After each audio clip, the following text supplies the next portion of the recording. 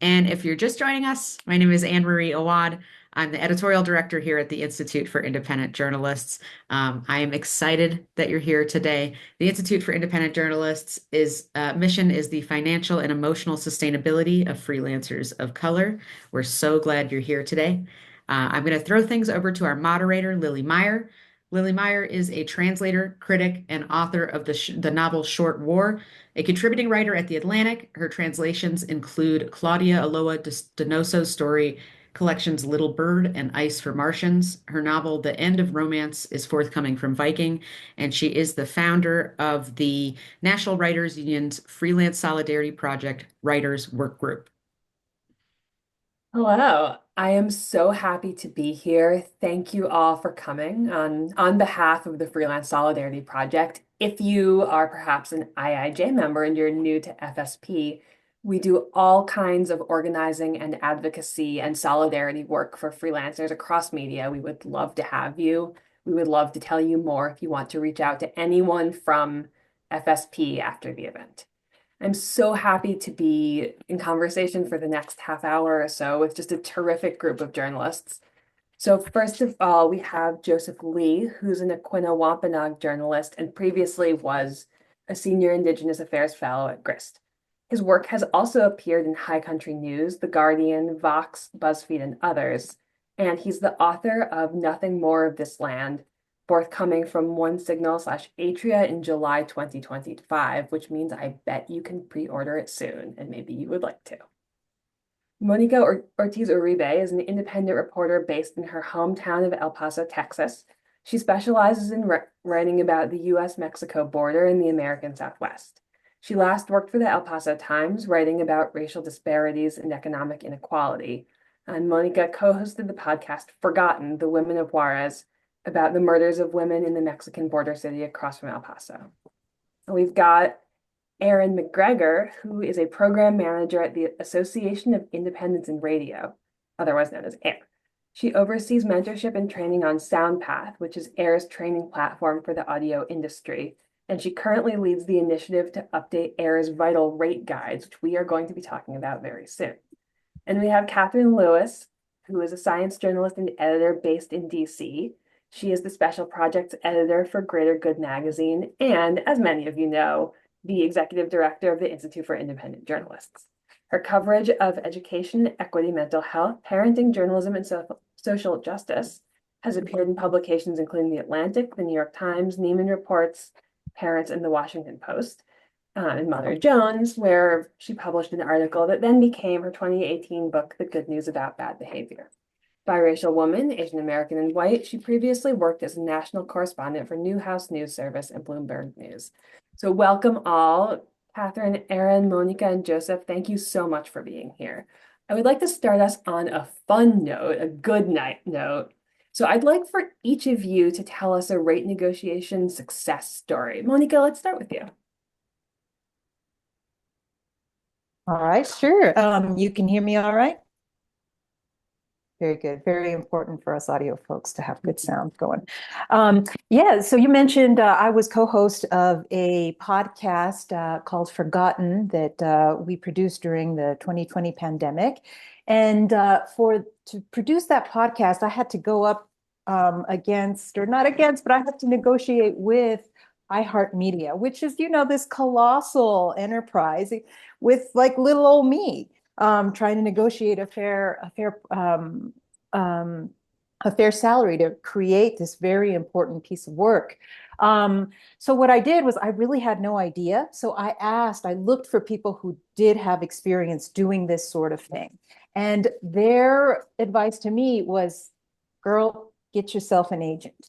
And I'm like, me, an agent? Like, I'm not that big a deal. Like, that's for like big shots and such.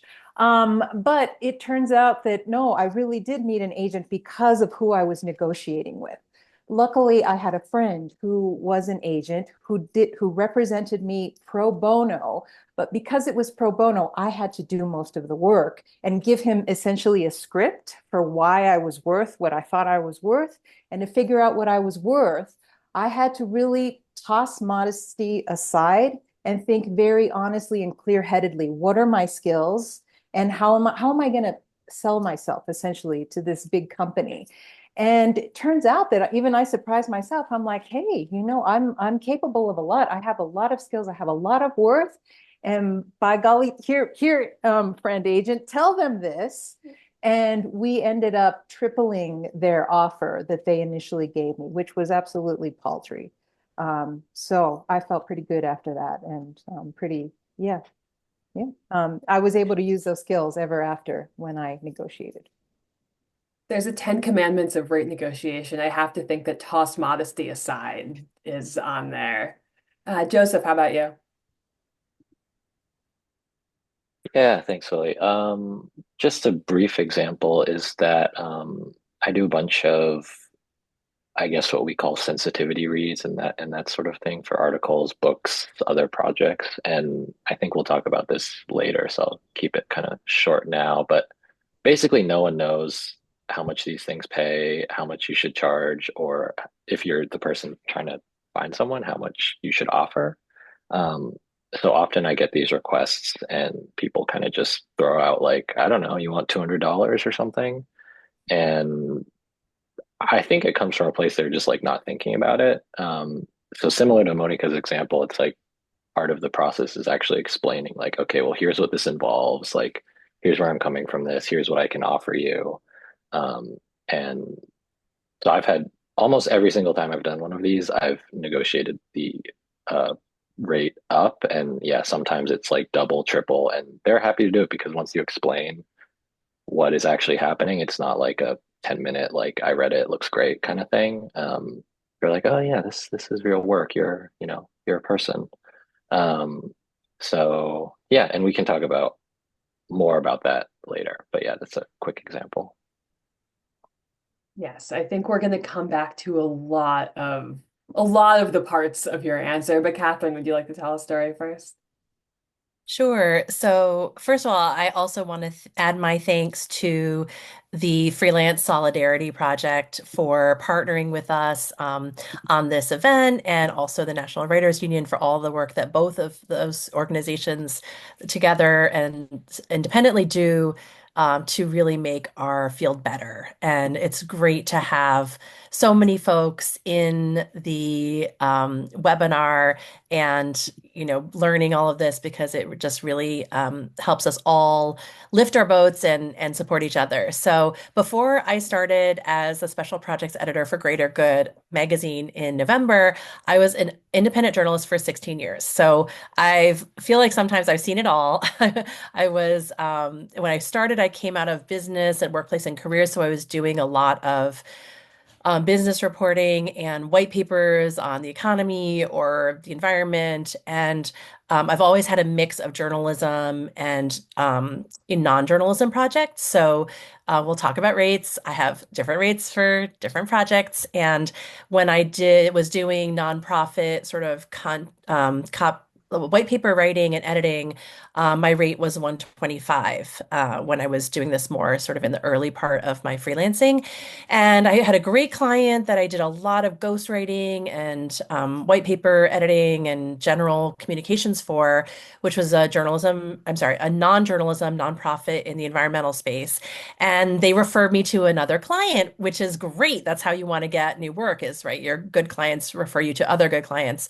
And as I was talking with the new client in our discovery call, we went through all the things they wanted me to do, pretty straightforward. At the end of the call, they said, "What's your hourly rate?" And I said, $125 an hour. And they stopped and said, "Whoa, we thought you were 65 an hour." And in that moment, I had that feeling that so many of us probably resonate with, that, am I going to lose this gig if I stick to my rate? And I knew that that rate helped subsidize the long form narrative, investigations, other work that I was doing. So I couldn't lower the rate. And I said, "I'm sorry, you were misinformed. It's 125 an hour." They said, "Well, thank you. We'll have to think about this and go back to the budget." And the next day, I got an email from them saying, "Oh, we were misinformed. When the client who referred you referred us, they also referred a graphic designer, and it was the graphic designer's rate that was 65 an hour. So of course we'll pay you 125 an hour." And sort of like what Joseph was saying, there's such a range that you really don't know until you have that conversation. Always better to do it on the phone. Better in person, but on the phone, you can read the pauses, the reaction, you can understand what that other client's like budget really is. So that was a success story that has always stayed with me when I'm getting nervous about asking for what I think that I really need or deserve from the value I'm providing.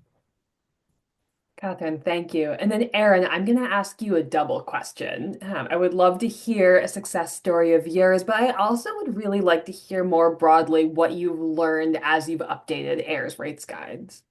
For sure. So my favorite story about negotiating actually involves somebody who works at WHYY and was brought on to lead the digital studios team, so the team that oversees podcasts at WHYY. And he came to me and he said, I just want to make sure that when I do my first hire that it's going to be a fair rate. And he told me the number and I said, whoa, that's really low. And he said, well, that's just what we pay reporters, you know. And I said, well, podcast producing is not just reporting. There's a lot more involved. There's a, you know, like tape, there's like so many more things to think about. And so he took our rate guides and he went to HR and he said, we actually need this much money, which in fact was $13,000 more than what he uh, was originally given as a budget. And they said, no way. And he went back and he said, well, this is the going rate. We're not going to be able to hire somebody with the experience level that we want off of this. We really need what AIR has in their rate guides. And they went back and forth for a while. But in the end, he wore HR down and was able to get that staffer the higher level. And then on top of that, that has just informed, you know, so when he hired a senior producer, that person came in at higher than that original producer. And so all of the rates sort of shifted up. And so that is sort of like my favorite story, where we took somebody who had a little bit of power and really advocated for his team. You know, before he had even built the team, he was able to advocate and use the rates in this really impactful way. I will say that in the course of doing the research, there are a lot of takeaways, which we're going to publish in a couple weeks. And I'm really excited to share those with everybody. But the first thing, so we collected data in a few different ways. One, we did this big survey, and then we did a bunch of interviews to vet that data. And what I've learned from talking to somewhere around 30 freelancers in a wide variety of roles, fact checkers, engineers, sound designers, producers, is really that nobody is making the exact same amount of money every single job. Nobody is doing that. Even if you say my rate is 125, with the scope of projects changing, sometimes it ends up being higher, sometimes it ends up being lower, right? The other thing I want to share is that although sometimes a rate can be lower than what you want, if you are not firm in your scope of work, if it is not like really a tight paragraph of exactly what you're going to do in what amount of time, and there's any sort of project lead, your rate will drop drastically the moment you do one extra hour of work. And so many times the extra work is actually more in like the 20-hour range, and then your rate just really plummets. And so we'll have lots more takeaways and lots more advice. But I will say that what is amazing to hear from all of these conversations is that people are really doing a good job of choosing a rate, even if it's a lower rate than what they would charge like a corporate client. Oftentimes they're working on passion projects and projects with people that they admire, and they're actually choosing a lower rate in order to like accommodate those budgets. And they're doing that because they love the work, not because they have to.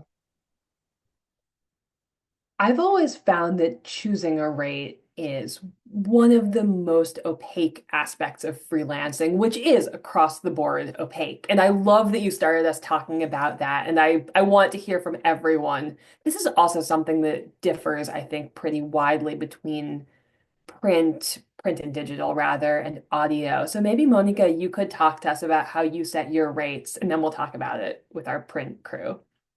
Sure thing. Yeah, it is a tricky process, and it took me some time to figure that out. And the reason why is because you have to, I think the number one tip in defining your rate is figuring out how long it takes you to do a particular thing, report out a story, come up with an episode, translate something, you name it, write a piece, write an article. And it can be pretty, ¿cómo se dice? Disappointing or sobering is the word when you first start tracking your hours, because you recognize, oh my God, just how many hours go into putting something together that you thought was relatively straightforward and easy. And yeah, when you look at what you're getting paid for it and divide it by the number of hours that you invested in it, then again, that sobering moment. And so first, it's like a lot of people put it off because you don't want to know that information. But once you do, you can use it as a source of empowerment, and you keep doing it, and you're like have a consistency of, okay, it takes me so much to produce this sort of thing.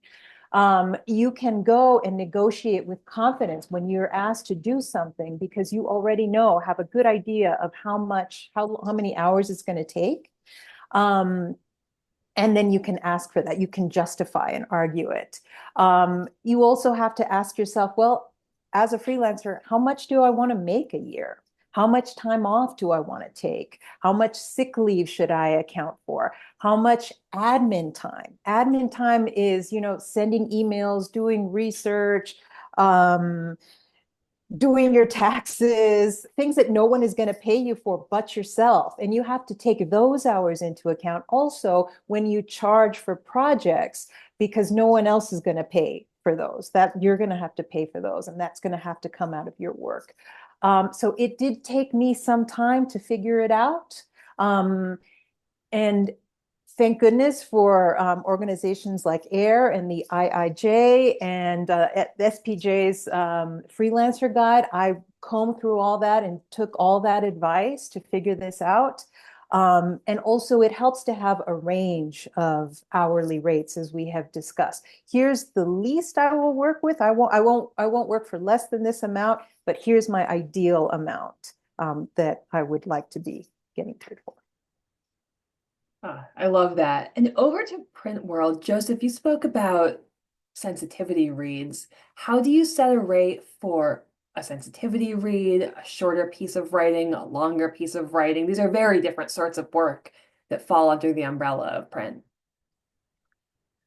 Yeah, it's a good question. And I would just echo that tracking your hours, even if you're not explicitly charging or negotiating an hourly rate, is always really useful, because that just helps you figure it out, and it gives you a better sense. To be honest, for things like sensitivity reads, I operate on kind of a vibes basis where, because sensitivity reads are a weird thing where, like, if the thing you're looking at is like super racist, it's like kind of more work, which can be good because then it's like, oh, this is a bigger project, and it's like, maybe they want to work with you, but then it's like, how much am I subjecting myself to like reading this terrible thing? Or how good do I feel about like providing this feedback? And it truly, for me at least, kind of depends on the specific thing I'm being asked to read or look at. So I'll look at it that way, like how good do I feel about this? And I think we'll talk about this later, but it also depends on what else is going on in my personal slash work life during that time. Like, do I have a lot of free time and I'm like, I could just use like a quick, like make some money right now? Or am I really busy and it's like, I need more time, or I only want to do something that is going to pay me really well or is really fun to work on? So those are all things that I would take into account. But for shorter things, it is tricky because usually, you're not getting paid that much because it's shorter or smaller. But, and I'm sure people know this, but it's like all the energy it takes to organize it, set that up. If you're negotiating it, if you're doing contracts, filing things, giving reports, whatever, it's sort of like the minimum thing becomes larger quickly and you get closer to like a medium-sized thing. Um, so I always try to keep that in mind as well. Like this little thing that seems really small and really quick, like try to be realistic about like, is it actually going to be really, really small and really quick? Or part of that might be like, okay, it is kind of maybe going to drag out, but I want more time to do it, right? I don't want to have to do it all in like 2 days and rush on it. If I can space it out over a month and just do like an hour here, an hour there, then I think that helps a lot. But yeah, to be honest, for shorter projects especially, I think it really depends on the specific thing. I think for longer projects, it's easier to have a better sense of like, here's how much I want to make per hour, or here's how much energy I can commit to this and kind of set those standards. I think for the smaller ones, I tend to do it more on like a case by case basis. Think speaking of something that is not small, I want to take a brief logistical break here. We have such a great big crowd here, which is wonderful. We're so happy that you all came. And because enough of you came, we are actually going to be able to split our breakout groups into an audio-oriented Zoom and a print digital-oriented Zoom. We'll do that pretty soon. If everyone takes a look in the chat, Lisa has put links to a Zoom meeting that you can go in if you're doing audio, or a Zoom meeting that you can go into if you're doing print digital. We'll be having facilitated breakout groups there to keep on having this conversation. Those of you who are asking questions in the Q&A, those questions are perfect to bring into the breakout groups where you can brainstorm with other freelancers about how to address these issues. I'm going to keep our conversation going here because I don't want to eat into everyone's time and there's more stuff I want to ask everyone about, but get ready for our switch to those two other Zooms in about 10 more minutes. Joseph, I'm going to keep picking on you actually, because something even worse than setting your own rates is a client with a set rate. So can you speak to what you do if you are offered a set rate? This happens to me in print a lot, that you think, oh, this might not be fair. Yeah, I mean, it depends on how, like in print, typically we're talking about a per word rate. And if it's really unfair and it's obvious that like we're so far, if it's like, I don't know, like 5 cents a word, it's like we're probably just like not really on the same page. Like it's not a good fit unless there's some really specific reason that I want to do this thing. In my experience for print, like $1 a word is super common.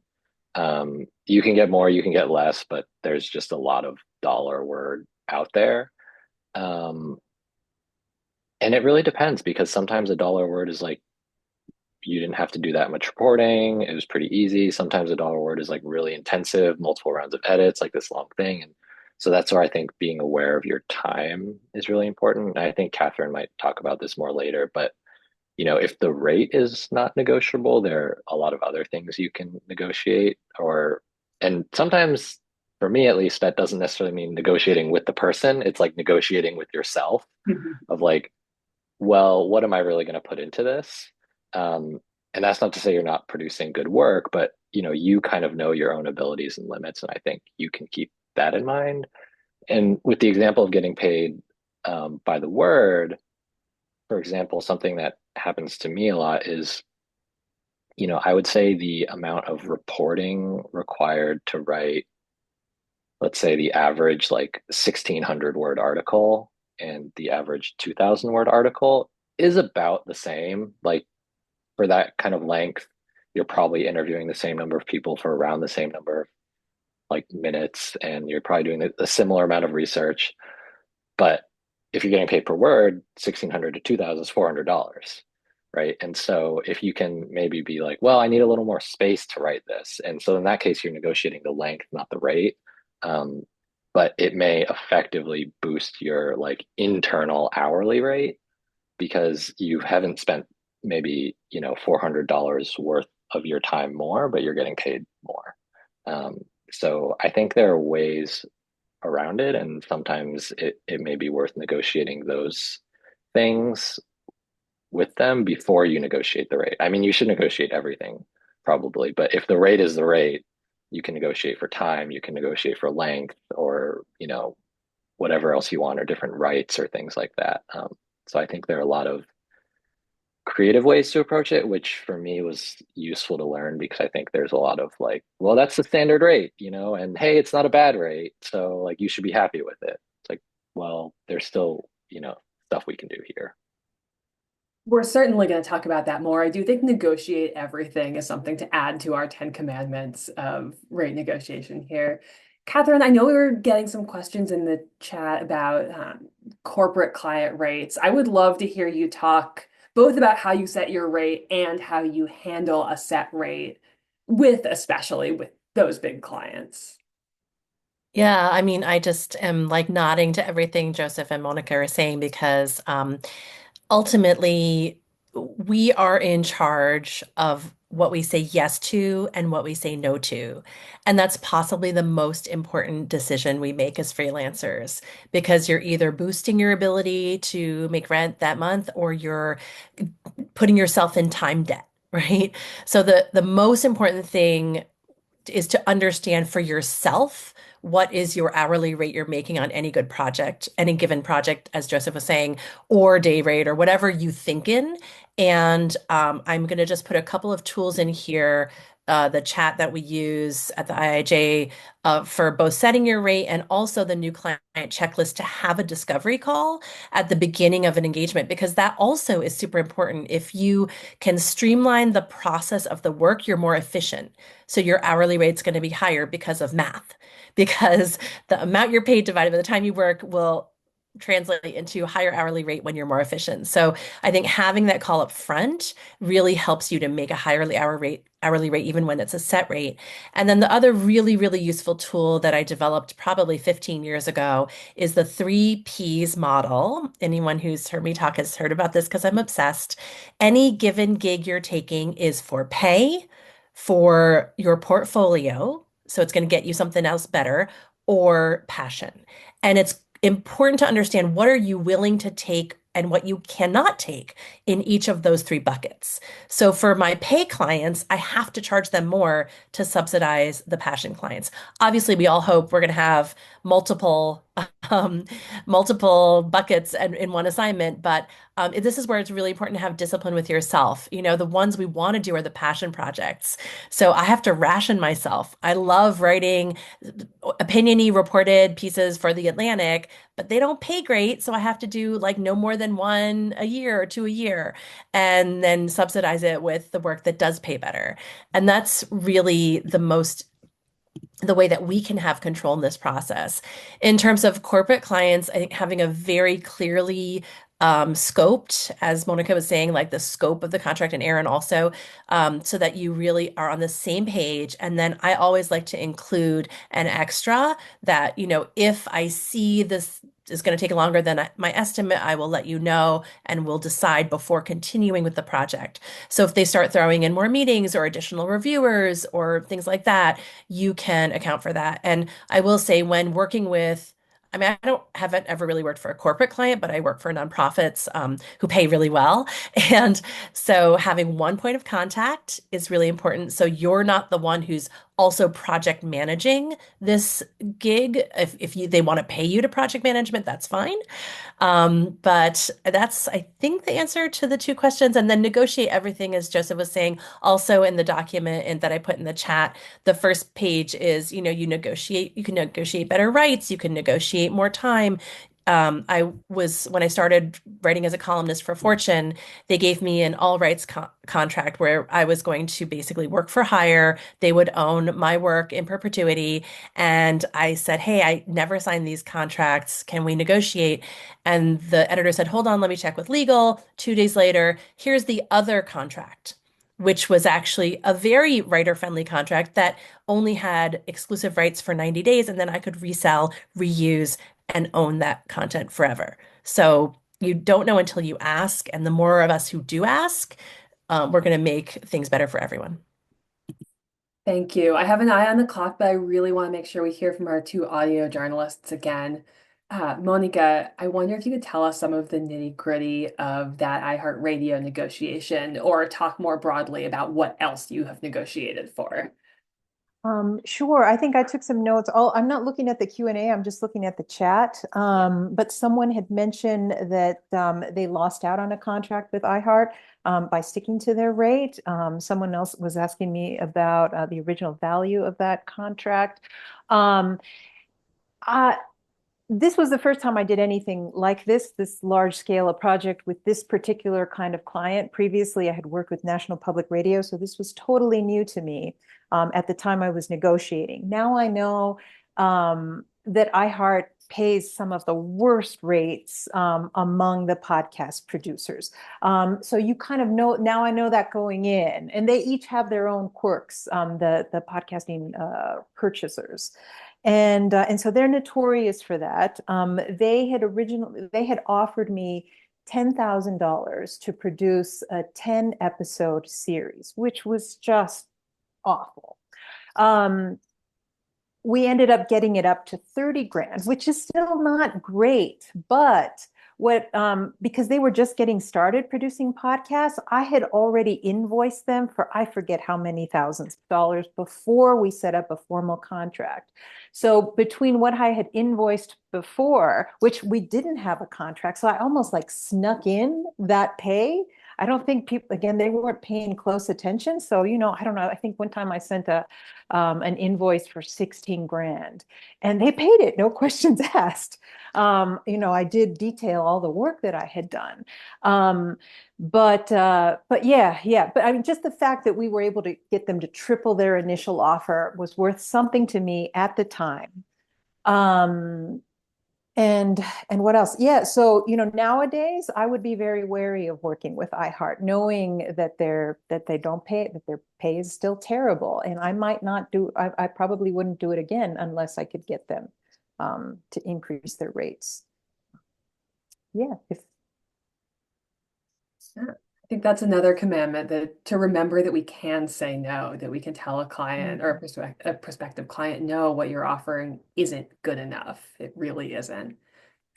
We are about to switch into our breakouts. So please, everyone, make sure that you have the right Zoom meeting link saved for you. But Erin, I do want to hear from you one more time before we switch over.